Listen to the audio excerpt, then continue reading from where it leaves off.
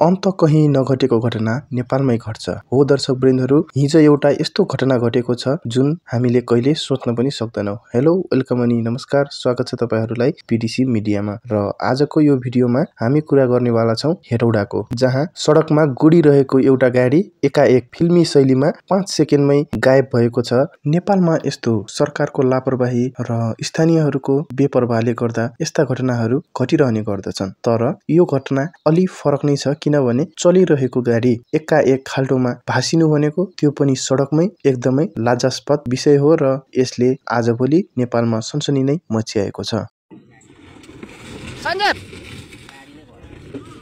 यहाँ गाडी गयो के? जस्तो कि तपाईहरूले भिडियोमा देख्न सक्नुहुन्छ, बाटोको साइडमा एउटा माछा पालनको लागि खनिएको पोखरी पनि देख्न सकिन्छ र बाटोमा केही कामको लागि उत्खनन गरिएको जस्तो देख्न सकिन्छ। सायद त्यही उत्खनन गरिएको खाल्डोमा गाडी धसिएको हुनुपर्छ। यसको पाटो पनि आइसकेको थियो, हाम्रो सोसियल मिडियामा हाल्नु भएको थियो साथीहरूले।